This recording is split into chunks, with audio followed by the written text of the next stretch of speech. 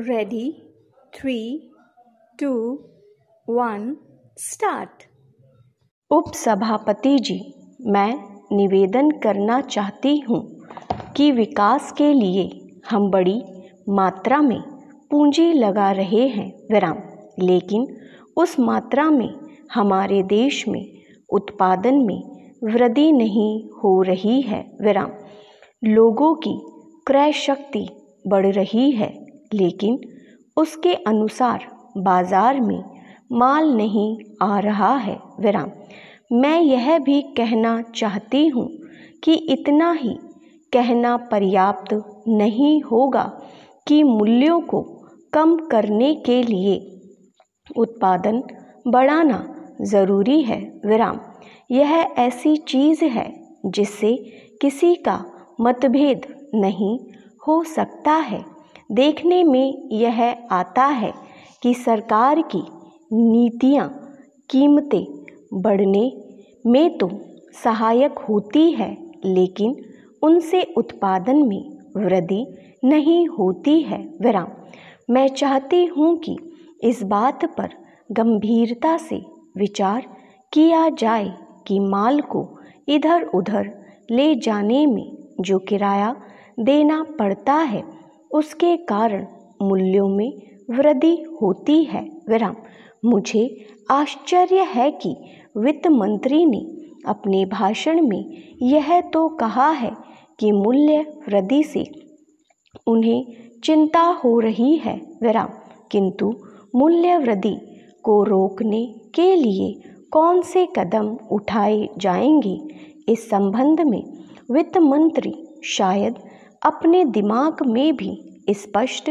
नहीं है मैं उनके इस कथन से सहमत नहीं हूँ कि थोक मूल्यों में प्राय 8% की वृद्धि हुई है साधारण लोगों का जीवन बाजार भाव से चलता है।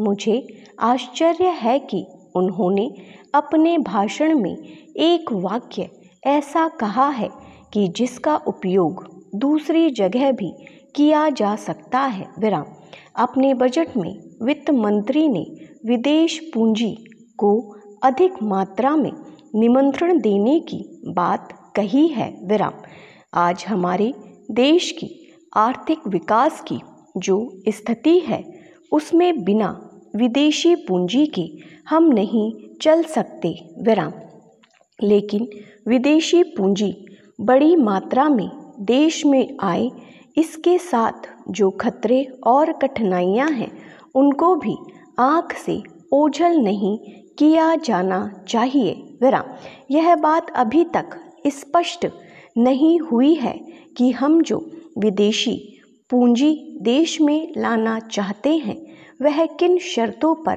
लाना चाहते हैं उद्योग धंधों में कल कारखानों में विदेशी पूंजी का हिस्सा बहुत कम है यह बात वित्त मंत्री ने कही है ध्यान देने की बात यह है कि विदेशी पूंजी पर हमारे देश में जो मुनाफा हो रहा है वह अन्य देशों की तुलना में काफ़ी है और अगर विदेशी पूंजी मुनाफे के लिए देश में आना चाहती है तो उसे अभी काफ़ी सुविधाएं दी जा रही है मैं आपके माध्यम से सरकार का ध्यान इस बात की तरफ भी दिलाना चाहती हूँ कि हमारे देश में धन कुछ ही हाथों में इकट्ठा होता जा रहा है यह स्थिति ठीक नहीं है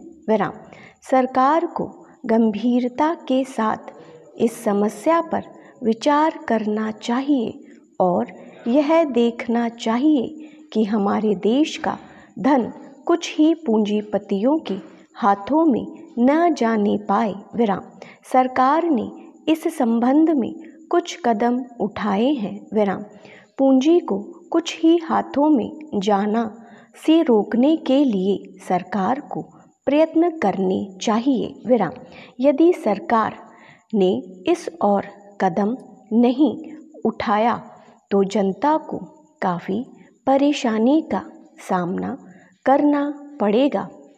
विराम। सभापति महोदय, सदन के सामने जो विधेयक रखा गया है उसको लाने के लिए मंत्री महोदय ने बहुत परिश्रम किया है। विराम।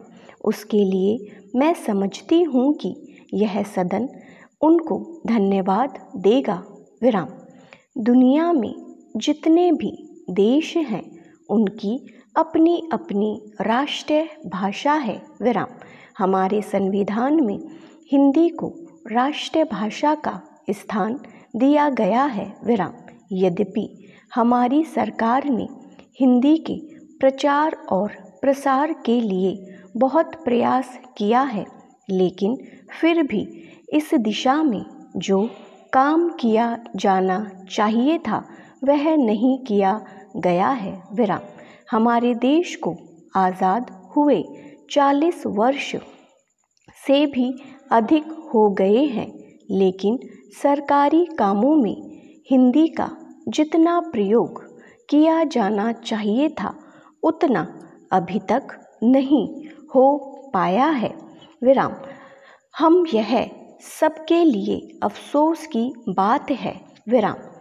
दुनिया में जिन देशों की भाषा अंग्रेजी नहीं है उन देशों के भी जो राजनेता हमारे देश में आते हैं वे अपनी भाषा में बात करते हैं। विराम। लेकिन हमारे देशवासी जब भी विदेशों में जाते हैं वे अपनी भाषा में बात करने के बजाय अंग्रेजी में बात करने में गौरव समझते हैं। विराम। हमें सरकारी कर्मचारियों के दिमाग से इस मनोवृत्ति को निकालना है। विराम। इसलिए मैं मंत्री महोदय से पूछना चाहती हूँ कि उन्होंने इस मनोवृत्ति को समाप्त करने के लिए अब तक क्या प्रयास किया है। विराम। दूसरी बात मैं यह कहना चाहती हूँ कि हिंदी के प्रचार, विकास और अहिंदी भाषी क्षेत्रों के लोगों को हिंदी का ज्ञान कराने के लिए यह आवश्यक समझा गया है कि इस काम के लिए एक संस्था हो। विराम। पहले हमारे संविधान में इसके लिए 10 साल की अवधि रखी गई थी। विराम। लेकिन 10 वर्ष समाप्त हो जाने पर यह अनुभव किया गया कि हिंदी का जितना प्रचार और विकास होना चाहिए था वह नहीं हो पाया है और उसके लिए और ज़्यादा समय देने की आवश्यकता है। विराम। अब प्रश्न यह है कि हिंदी का विकास और प्रचार ज़्यादा से ज़्यादा और कम से कम समय में कैसे किया जाए। विराम। हिंदी साहित्य सम्मेलन एक ऐसी संस्था हो सकती है जो इस कार्य को कर सकती है। विराम। लेकिन आपसी झगड़ों के कारण हिंदी साहित्य सम्मेलन अपना कर्तव्य पूरा नहीं कर पाया है। विराम। अगर हिंदी के विकास और प्रचार का काम सरकार पर छोड़ा जाता है तो सरकार के पास इतने अधिक काम हैं कि वह हिंदी के प्रचार और प्रसार का काम नहीं कर पाती है। विराम। सरकार जिस काम को करना ज़रूरी समझती है उसको अपने हाथ में लेती है। विराम। इसके अलावा उसके सामने और भी कई समस्याएं होती है। विराम। इसलिए यह समझा गया है कि हिंदी के लिए इस प्रकार की संस्था होनी चाहिए जो इस काम को करे और हिंदी के पक्ष में लोकमत बनाए। विराम। हिंदी साहित्य सम्मेलन एक ऐसी संस्था हो सकती थी और हम समझते थे कि भारत के आज़ाद होने के बाद हिंदी का विकास तेज़ी से होगा। विराम। हमें यह आशा थी कि स्वतंत्रता के बाद सरकारी काम में हिंदी का प्रयोग होगा। विराम। कार्यालय कामकाज में हिंदी के प्रयोग को बढ़ाने के लिए बहुत प्रयास करने पड़ेंगे, तभी हिंदी आ सकती है। स्टॉप।